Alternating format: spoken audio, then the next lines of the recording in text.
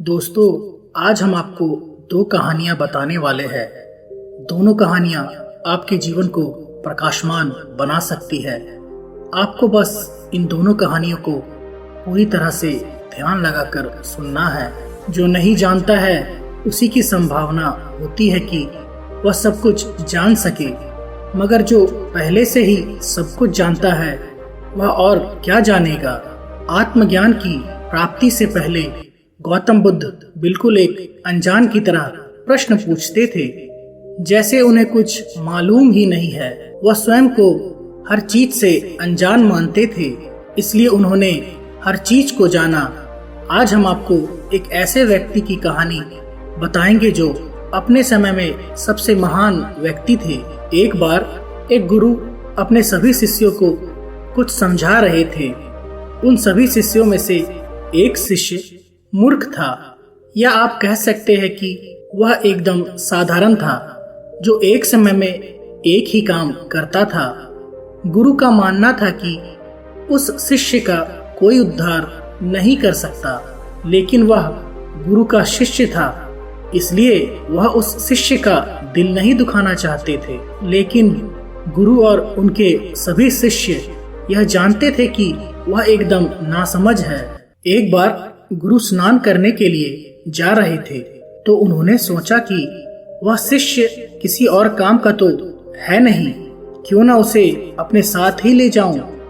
क्योंकि वह शिष्य हर काम में गड़बड़ कर देता था, हर काम को उल्टा करता था। गुरु भी उससे तंग हो चुके थे। वह शिष्य इतना साधारण था कि यदि उसे एक बार में दो काम करने के लिए दिया जाए तो वह एक भी ठीक से नहीं कर पाता था। इसलिए गुरु उस शिष्य को अपने साथ ले गए। जब वह दोनों नदी किनारे पहुंचते हैं तो गुरु स्नान करने जाते हैं और जाते समय शिष्य को सारे अपने कपड़े दे देते हैं और कहते हैं कि इसे तुम नीचे मत रखना, क्योंकि नीचे जमीन गीली है, कपड़े खराब हो जाएंगे और मुझे कहीं दूसरी जगह जाना है। ध्यान रहे, कपड़े नीचे मत रखना, वरना उसमें मिट्टी लग जाएगी। शिष्य गुरु से कहता है कि ठीक है, मैं इसे हाथ में ही पकड़कर रखूंगा। एक ही बात गुरु बार बार उससे कहते हैं, क्योंकि वह जानते हैं कि यह हर काम का उल्टा कर देता है। यह कहकर वह नदी में स्नान करने चले जाते हैं। स्नान करके गुरु बाहर आ रहे होते हैं। शिष्य की तरफ देखते हैं। शिष्य गुरु की तरफ देखता है। उसे लगता है कि गुरु ने उसे बुलाया है। वह उनके कपड़े नीचे जमीन पर रख उनके पास जाता है और कहता है कि आपने मुझे बुलाया गुरुदेव। गुरु क्रोधित होकर कहते हैं कि मूर्ख, मैंने तुम्हें नहीं बुलाया और मैंने तुमसे कहा था कि उन कपड़ों को नीचे मत रखना, लेकिन फिर भी तुम उसे रख आए। देखो, अब उसमें मिट्टी लग गई। गुरु जाते हैं और देखते हैं कि कपड़े गंदे हो गए हैं। वह क्रोधित हो जाते हैं और शिष्य से कहते हैं, देखो, तुमने सारे कपड़े गंदे कर दिए, और क्रोध में वही कपड़े पहन लेते हैं और शिष्य से कहते हैं कि तुम्हारे बस का कुछ भी नहीं है, तुम कुछ नहीं कर सकते हो। यह बात तो मैं पहले से ही जानता था, लेकिन तुमने आज यह बात साबित भी कर दी। तुम मूर्ख हो। तुम सिर्फ एक काम कर सकते हो कि अपनी मूर्खता हर जगह दिखाओ। गुरु बहुत क्रोधित होते हैं। वह शिष्य वहीं खड़ा होकर चुपचाप उनकी बातें सुनता है और अगली आज्ञा का इंतजार करता है और कहता है कि गुरु, मुझे अगला काम दीजिए, मैं उसे पूरा करूंगा। यह सुनकर गुरु को और भी अधिक क्रोध आ जाता है।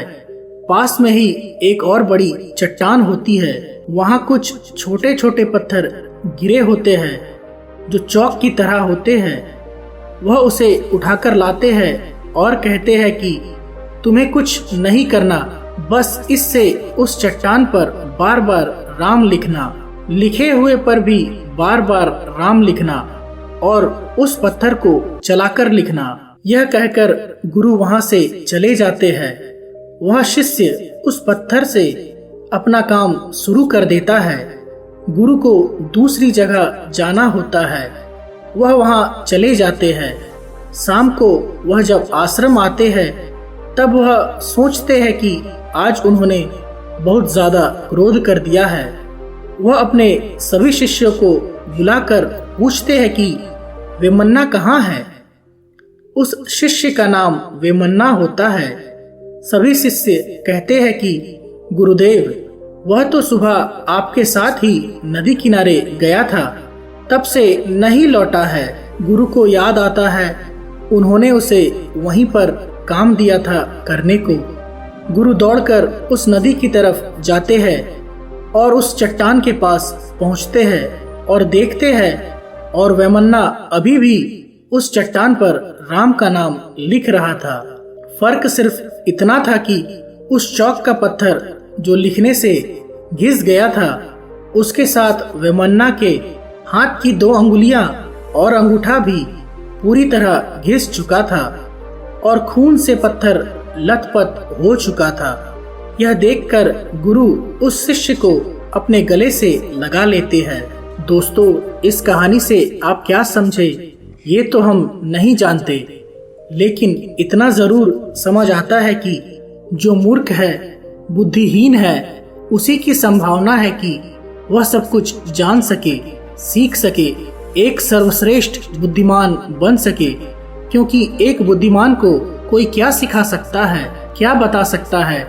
वेमन्ना जो हर किसी की नजर में कुछ नहीं था सिवाय मूर्ख के, यहाँ तक कि उसके गुरु भी उसे नासमझ समझते थे, उस जैसा दृढ़ संकल्पी आज्ञाकारी शिष्य और कोई नहीं था। वही वेमन्ना आगे जाकर आत्मज्ञान को प्राप्त करता है। बेशक आप में कितनी भी कमजोरियां क्यों ना हो, लेकिन आपके भीतर एक ऐसी काबिलियत जरूर है जो सब पर भारी पड़ती है। इसलिए बिना खुद को कम आके निराश हुए बिना आगे बढ़े।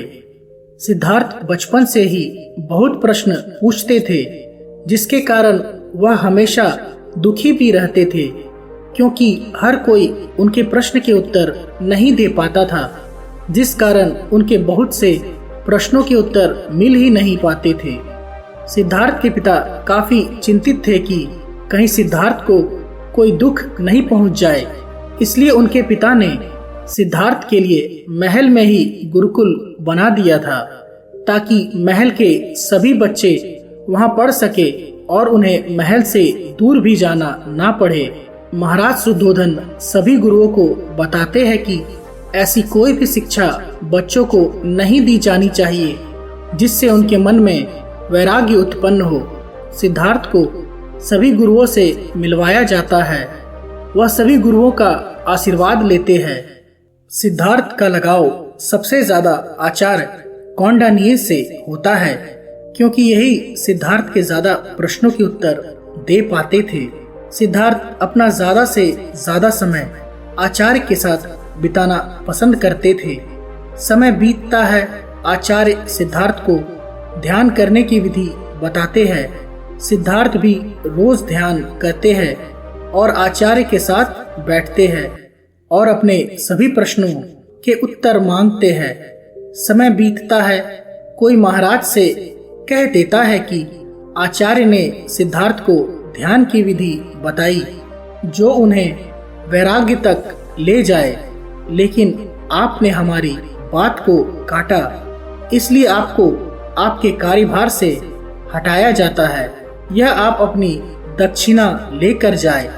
आचार्य कहते हैं कि मुझे माफ करे, लेकिन जो काम मैंने किया ही नहीं उसकी दक्षिणा मैं नहीं ले सकता।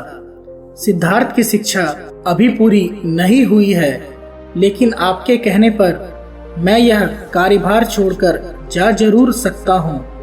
और यह कहकर वह जाने लगते हैं। तभी महाराज कहते हैं कि आचार्य, यदि आपने यह दक्षिणा नहीं ली तो यह मेरा अपमान समझा जाएगा। आचार्य दक्षिणा ले लेते हैं और लेकर बाहर निकल जाते हैं। बाहर जाकर वह दक्षिणा की पोटली कुलगुरु को दे देते हैं और कहते हैं कि मुझे क्षमा करे कुलगुरु, लेकिन मेरे द्वारा सिद्धार्थ की शिक्षा अभी पूरी नहीं हुई है। मैं यह दक्षिणा नहीं रख सकता। कुलगुरु कहते हैं कि यह बात मैं जानता हूँ कि अभी सिद्धार्थ को आपने पूर्ण ज्ञान नहीं दिया, परंतु फिर भी आप इस दक्षिणा को रख ले। लेकिन आचार्य यह स्वीकार नहीं करते और वन की तरफ प्रस्थान करने लगते हैं।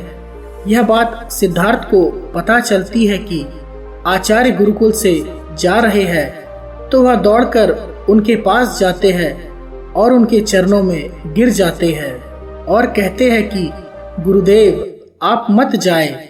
मैं किससे अपनी पीड़ा बांटूंगा, किससे अपने सभी प्रश्नों के उत्तर मांगूंगा, कौन मेरी समस्या को दूर करेगा। यदि आप मुझे छोड़कर चले जाएंगे तो। आचार्य भी सिद्धार्थ से बहुत प्रेम करते थे। वह सिद्धार्थ को उठाकर कहते हैं कि क्या तुम्हें पता है कि इस पेड़ पे कुछ दिनों से चिड़िया ने घोंसला बना रखा है, जिसमें उसके छोटे छोटे बच्चे थे, लेकिन उसने आज सुबह ही उसे ऊपर से धक्का दे दिया था। सिद्धार्थ ने पूछा, क्यों गुरुदेव? उसके बच्चे नीचे गिरते वक्त पंख फड़फड़ा रहे थे और नीचे गिरते जा रहे थे। कुछ ही देर में वह उड़ने लगे और गिरने से बच गए और ऊंचे आकाश में उड़ गए। अब वही समय आ गया है कि मैं तुम्हें धक्का दूं, ताकि तुम भी पंख फड़फड़ाकर ऊपर ऊंचे आकाश में उड़ सको। सिद्धार्थ कहते हैं कि परंतु गुरुदेव, मुझ में इतना सामर्थ्य नहीं है कि मैं अकेला उड़ सकूं, कुछ कर सकूं। आचार्य कहते हैं, नहीं सिद्धार्थ, इस निर्भरता को तुम्हें छोड़ना होगा। तुम्हें बहुत आगे जाना है। अगर मेरे भाग्य में होगा तो हम एक दिन फिर से जरूर मिलेंगे। सिद्धार्थ कहते हैं, नहीं गुरुदेव, आप मत जाइए, मैं आपको कहीं जाने नहीं दूंगा। गुरुदेव कहते हैं कि सिद्धार्थ, क्या तुम्हें वेद की सभी ऋचा याद है? सिद्धार्थ कहते हैं कि गुरुदेव, मुझे याद है। गुरुदेव कहते हैं, फिर अपनी आंखें बंद करो और उन्हें बोलना शुरू करो। सिद्धार्थ आंखें बंद करके उसे बोलने लगते हैं। कुछ देर बाद जब सिद्धार्थ आंखें खोलते हैं, उन्हें आचार्य कहीं नहीं दिखाई देते। यह देख वह बहुत दुखी होते हैं, अंदर से टूट जाते हैं, परंतु वह फिर उठकर खड़े होते हैं, आचार्य द्वारा कही बातों को याद करते हैं और आगे बढ़ते हैं। अंत में हम सभी जानते हैं कि वह सत्य को प्राप्त करते हैं। वही गुरुदेव जो उनको छोड़कर गए थे, वही उनके गुरु भाई बनते हैं और फिर उनके शिष्य बनते हैं। अगर सिद्धार्थ उस समय पूरी तरह टूटकर हिम्मत हार जाते और सब कुछ छोड़ देते कि उनसे नहीं होगा, तो शायद वह संभावना घटित नहीं होती जो भविष्य में हुई है। हमारे साथ अक्सर ऐसा होता है कि हम किसी घटना को खुद पर इतना हावी होने देते हैं कि वह हमें पूरी तरह से तोड़ देता है और हम सोचते हैं कि अब आगे कुछ हो ही नहीं सकता, परंतु ऐसा नहीं होता। अगर हम उठने का साहस करें तो संभावना हमारा इंतजार करती है। दोस्तों, आपने इस कहानी से क्या सीखा नीचे कमेंट करके जरूर बताएं। धन्यवाद।